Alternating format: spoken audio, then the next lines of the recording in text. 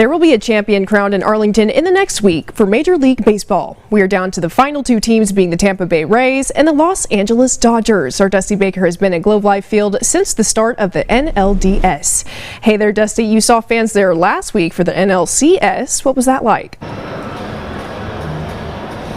Yeah, Lauren, you had the Atlanta Braves and, of course, the Los Angeles Dodgers, who would go on to advance here to the World Series. The Braves fans were wonderful. The chop on, of course, that's something that they've had go on for a very long time. For the Dodgers fans, of course, you just hear the Let's Go Dodgers, and they came in numbers as well. I would say that there was a significant impact with the fact that there were fans. Even though there were only 10,700 fans, about 28% capacity of this ballpark, they made noise. They actually filtered in crowd noise during that experience, but it didn't really matter. You couldn't quite hear it. It was almost like white noise, if you ask me, because the fans were so loud this entire time. And I don't expect that to be any different this time around as well. When you go to the World Series, it's already so much louder. This environment, you feel like you're at the World Series regardless of the number of people. It's quite impressive, really, to see what a little number of fans with high excitement and high energy can really do to bring out the ball game, despite the fact that obviously it's a little bit lower capacity.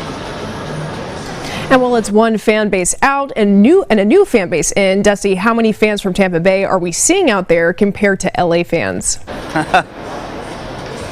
Well, to say the least, Lauren, you have a big market like Los Angeles, the payroll of Los Angeles, and you got the fans like Los Angeles, too. I got to preface this, first of all, by saying the Tampa Bay Rays have only been around since 1998. Let's just keep that in mind. They also rebranded from the Tampa Bay Devil Rays to the Rays in 2007 to 2008. So, to say the least, you have that history for the Rays, and for the Dodgers, they've been around since 1884, technically. They were officially the Brooklyn Dodgers in 1911. And then they became the Los Angeles Dodgers in 1958. So, with all that in mind, you can imagine that this is going to be a very pro Los Angeles Dodgers crowd. There are certainly Rays fans in attendance, I will give you that, but this is probably 80-20 in favor of the Dodgers at this time based off what I'm seeing right now. There is an awful lot of Dodger blue. The thing that made me laugh more than anything else, the Rays have some pretty sweet jerseys, to say the least. They have a powder blue. I was looking around counting all the powder blue, then I realized I was actually counting some Texas Rangers fans out there as well. So definitely tough to figure out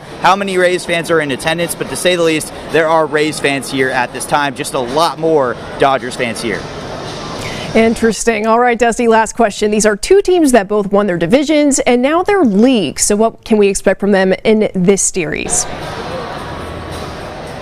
Yeah, Lauren, kind of rare that we got 2 1 seeds, to say the least. The MLB added the wild card round, so it just seemed like this would be very unlikely that we would actually have the top 2 teams coming from each division to the World Series, but here we are. It's going to be very equally matched. One thing that I was talking to somebody about earlier yesterday was that the Dodgers lineup just looks so much better on paper, but for the Rays on paper, that bullpen is filthy, to say the least.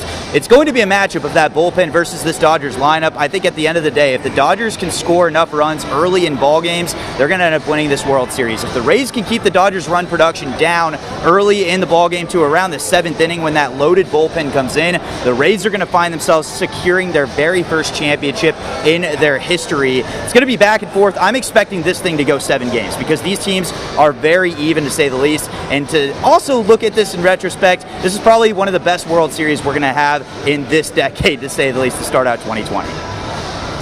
Not biased at all. Thanks, Dusty. Have a blast tonight. Game 1 of the World Series will feature Tyler Glasnow versus the local boy Clayton Kershaw of Highland Park for LA. First pitch is set for 7:09 p.m. Central Time. And up next on KRBC News at 5, Dylan has another look at your forecast. You're watching KRBC.